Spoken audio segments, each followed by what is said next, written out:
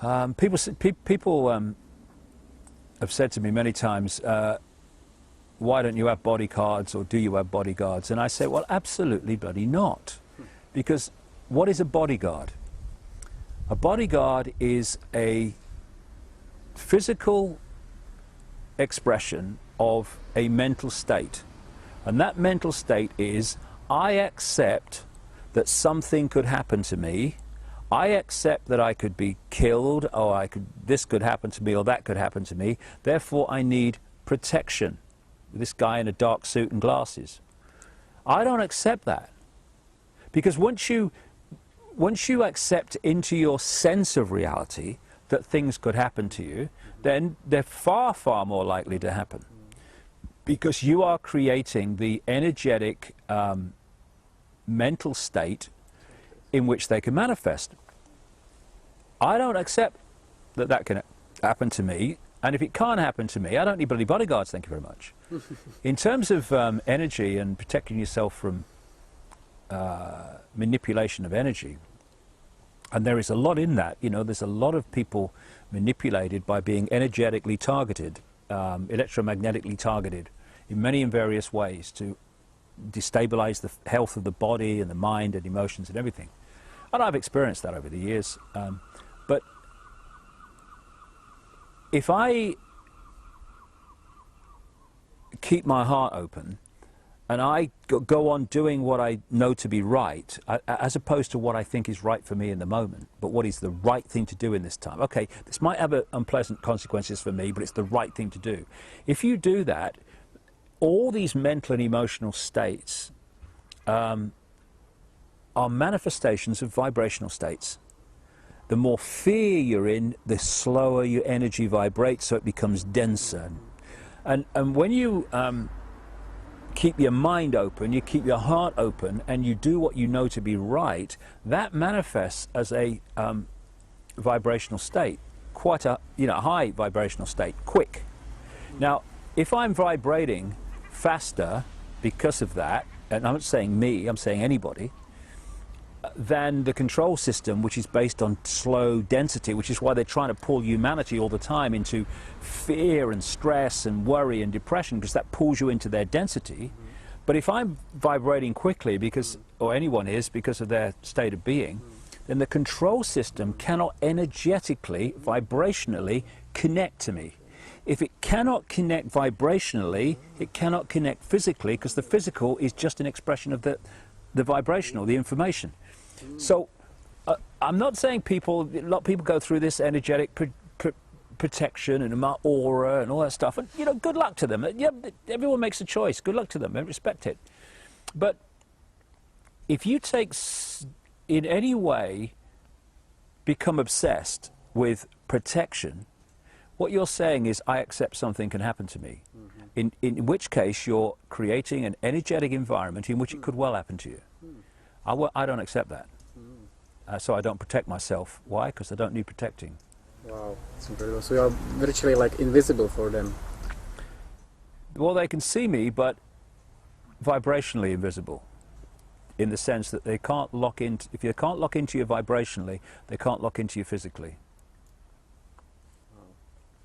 I remember a great friend of mine, Credo Mutwa, the Zulu shaman, who's in his 80s now. The man's extraordinary, an incredible library of knowledge of African history and esoterics and all the rest of it. And he did some throwing the bones, as they say, in Africa, but it's like tarot cards or rune stones, that sort of stuff, which he's very skilled in. And he did it for me once when I was with him. I'm going to see him again soon.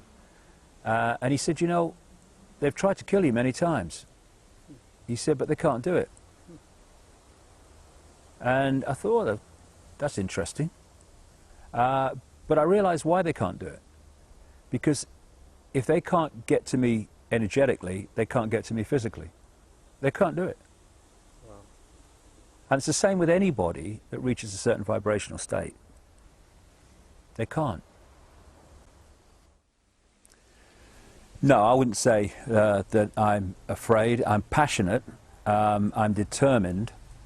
And, you know, when you have a philosophy on life that I have, and I back it up with a lot of detailed evidence in my books, that we are infinite eternal consciousness having an experience in this frequency range we call a reality, and that David Icke or Ethel Jones or Charlie Smith is just an experience that my consciousness is having. It's not me, it's an experience I'm having, which is why when people have near-death experiences, they have the experience of leaving the body, but they're still totally in their awareness, in fact far more in their awareness than they are in the body. And people say, well, how can they see, how can they perceive, how can they think without the body? Well, because that's their natural state. So where I'm going with this is this: the worst thing that can happen to me doing what I'm doing is that someone kills me. What that means is my infinite consciousness leaves this vehicle, you know, just like a spaceman gets out of the spacesuit. So I think I can deal with that, no problem. So the worst thing that can happen is someone kills me, and I have no problem with that. The problem I have with that only is this: they're not going to do it before I've done what I've come to do. Simple as that. End of story. We have far more power than we think we have, and in fact the whole foundation of the conspiracy to enslave humanity is to constantly persuade, encourage, manipulate humanity to think it has no power, to think it's just little me, I've got no power, Joe Public, what can I do? Well, actually we can change anything we like, because we're amazing expressions of the one consciousness that in all its many and various infinite forms is what we all are. So I don't fear these people. I think they're pathetic. I think they are frightened in so many ways, and terrified and immensely insecure, because secure people do not want power over others. Insecure people want power over others. Secure people do not want to control events all the time. They're quite happy to flow with the way the life goes. These people are so insecure for many and various reasons, which would take a lot of time to explain, and therefore they want to control everything.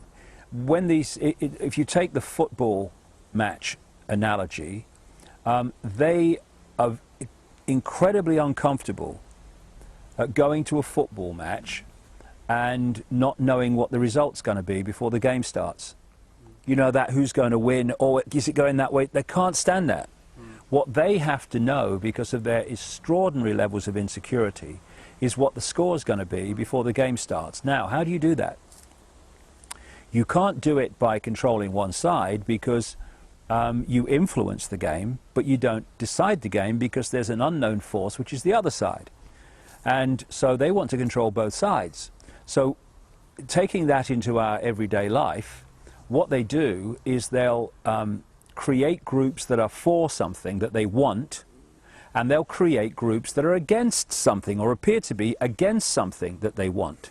And now they've controlled both sides. Everyone has an argument, a debate, a protest, and people think, oh, it's a free world, free country, because look, there's protest and there's argument going on and discussion, yeah.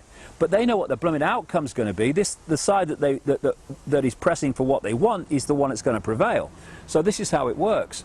And what they don't understand, therefore, because they do not have the capacity for that because of their own state of being, they do not understand or know how to handle people who are not in fear, either of them or death or any of it. They can't handle that because they can't understand it, because that's not where they're at.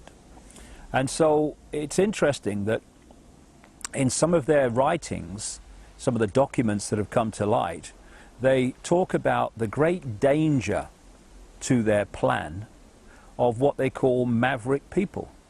People who are not frightened of them, people who are not programmed by the system to think and see the world the way the system wants them to. They are very dangerous to this tyranny, and we need more of them. And I'm going to go on being a maverick until I've done what I've come to do, and they are not going to reduce that time 1 second. because I'm in control of my reality and my life, not them.